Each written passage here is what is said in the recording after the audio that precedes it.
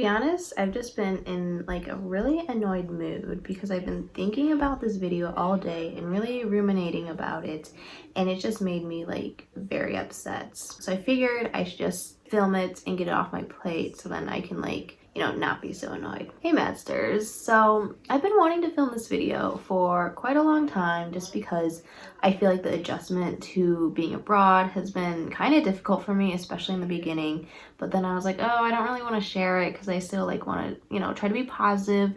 But I also very highly value honesty here. And so I really wanted to just open up and let you guys kind of know what's been happening. And although it has been a really great experience, not very many people get to live in Europe for 5 months. It has been a lot of adjustments and a lot of changes that I personally was not prepared for or was not expecting. I just want to start this off and say I don't want to look like I am being ungrateful or complaining, because I do know that this is a once in a lifetime opportunity, but I do want to share some of the struggles I've been going through in case you guys go abroad or are having to adjust to new changes in a new way of life, just to show it's pretty normal. And although my vlogs are a lot of fun and there are very great and exciting things to do, there's also a lot of things that you have to cope with. The biggest thing after coming abroad that I was 100% not prepared for was being homesick. I never thought that I would be homesick because transitioning from senior year of high school to freshman year of college, I was not homesick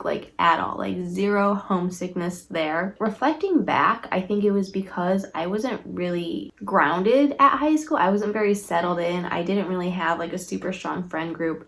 Other than gymnastics, there was really nothing keeping me at my hometown, and so I think it was a really great way for me to go to Michigan and kind of start fresh, because that's what I needed, and I wasn't really tied down to my hometown. So I think that's the primary reason why I did not feel very homesick my freshman year, just because I had nothing that I was really trying to hold on to other than gymnastics. But at the time I was doing the gymnastics managing, so I still kind of kept that part in my life. However, here I realized I actually do really miss Michigan, my home, and America in general. It took me a while to get there with Michigan, but last semester, fall 2021, was literally the best semester of my life. It was so fun. I loved my living situation. I loved my roommates. I joined clubs. So I made new friends through Survivor Michigan, committed more to club gymnastics. I got to meet Maddsters. So I felt very involved within the Michigan community for the first time in my life. I had a major, so I felt like I was actually working towards something. So I actually felt invested into my education, I guess. And so to go from being okay, I actually finally feel established here, to just switching it up and going abroad and having to start all over, that has been very difficult for me. So that's been the biggest thing I've been going through. And not only that, I miss America, especially the bathrooms there. Being 5 months away from my family is a very long time. Fall, you have your fall break, you have your, Thanksgiving break. My dad will come up for games. But 5 months is a really long time. And so that's definitely a new experience, and to just feel very detached, I guess, from what you've already, pretty much known for your whole life. In the beginning, I was really struggling with that, and I was pretty sad. And now it's a little less just because I've gotten to the halfway point, so I'm okay, I'm halfway there. And also that I've been able to travel and go to other countries with Erica. And so that's been really nice, just have a familiar face and to be oh my god, you're actually my friend. So that has been very nice. Definitely the homesickness was something that I was absolutely not expecting, and I really didn't think was going to happen to me. Definitely a new thing to experience here. The second thing that has been difficult is the fact that you're literally starting over. So I feel studying abroad is very, very similar to going to college for the first time. It's basically going to college in a whole new country. And something that I've realized is that students from smaller liberal arts schools will often study abroad together. So it'd be a whole friend group or a whole group of 20 people who know each other will just go to Copenhagen and study abroad together, which creates kind of more cliquey vibes, I guess, which I personally don't like. So it's been difficult to try to meet people and make friends in that way, because I feel people know each other very well. And the program is very small, so it's only like 1,300 people. So it feels very much like high school, where there's small classes, like 20 people in each class. Everyone knows everyone.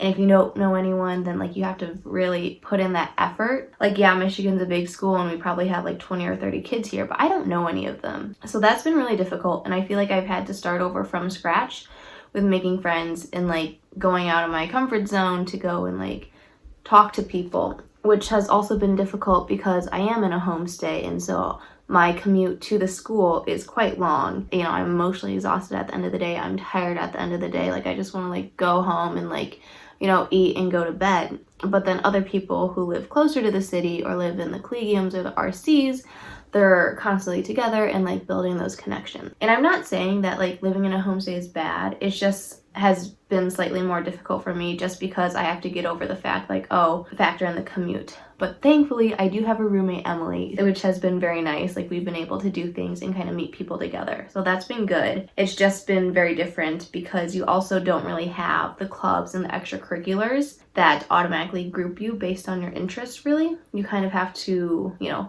forge them yourself. However, the core course week and your core course classes has been a really great way to meet other people, just because you end up traveling for prolonged amounts of time. You have all that exposure to like 20 kids. So that's really nice. The next thing, which kind of hits on the homesickness and making new friends, is just overall FOMO. Last semester, I felt FOMO so bad. Like, I've never felt FOMO in that way due to a multiple of reasons. But FOMO here is a lot different as well, because I feel the FOMO at home because of, you know, like Survivor Michigan and Winterfest happened and all the various like college things that are happening on campus. I'm like, oh my God, like, I wish I was there and I wish I was on campus. But then I also feel it here because, you know, all the people are like traveling or, I don't know, go out to a restaurant or go and sit together at a bakery.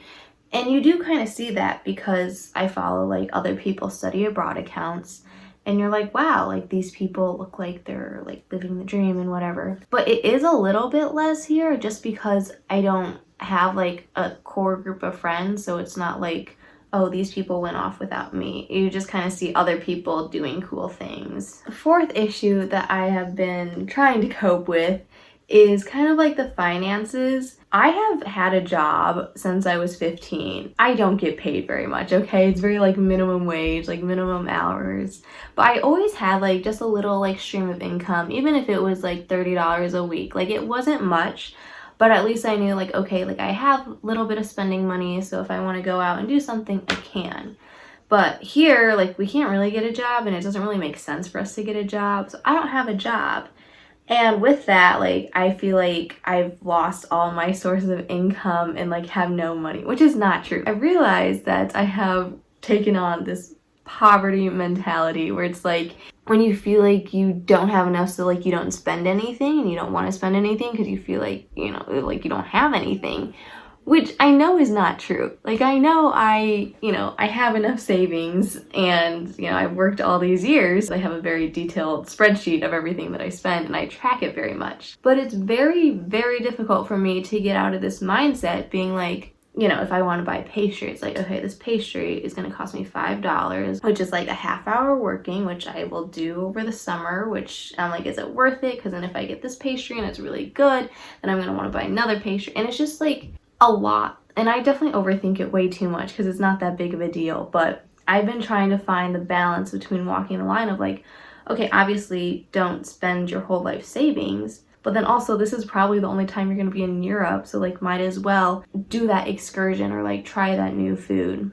And this has definitely come into play during travel, where, as you guys know, like, I've been to really, you know, bucket list places and gotten to like do everything. But in the back of my mind, I was like, okay, that was this amount, this dinner was like $30, and like, it's just been going around in my mind a lot, which kind of takes the magic away because I'm stressing about like, I'm gonna, you know, lose all my money and like live on the street, which is not true. Like, that's not gonna happen to me.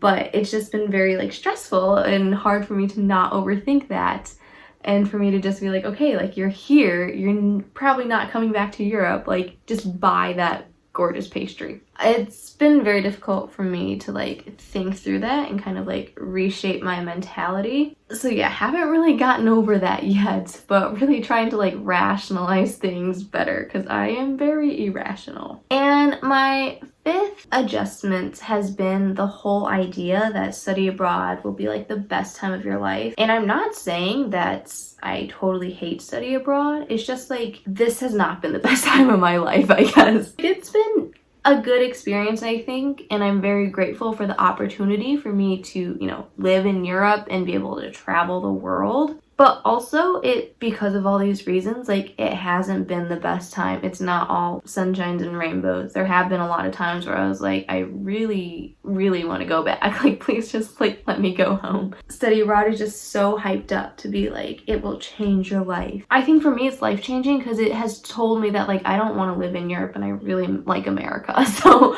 I guess that's good. I think the whole idea and romanticism of like this is where you will be like the epitome of your youth is just kind of unrealistic, which was also what I was kind of expecting coming in. I was like, oh, it's gonna be fantastic, and it's been decent. Like, it's not terrible, but there are definitely some things that I wasn't expecting. So I think just lowering my expectations, which I watch too many movies, so it's very difficult for me to do. But by doing that, I will be less disappointed. So that's also something I've had to work on in my life. Also, some things from this experience that I've learned to really value is, one, relationships. I did learn in my positive psychology class that relationships and social interactions are how well-being is best defined. And I really realized that by coming here with no social support system. It's been very difficult, and I think that's kind of been the root of all my issues. And also, I've just come to learn that life is just life no matter where you are. People who are living in London or in Paris are still like not wanting to get up to go to work. They still have annoying things that happen in their life.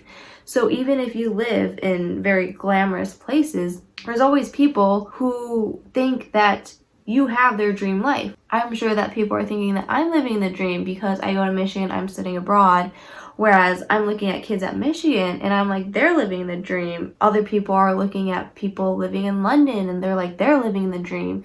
So I've just realized that no matter where you are in the world, like, life is just life, and everyone kind of experiences the same highs and lows. And so that's been really interesting because I've always romanticized Europe and been like, oh my gosh, you live in France, like, that's amazing.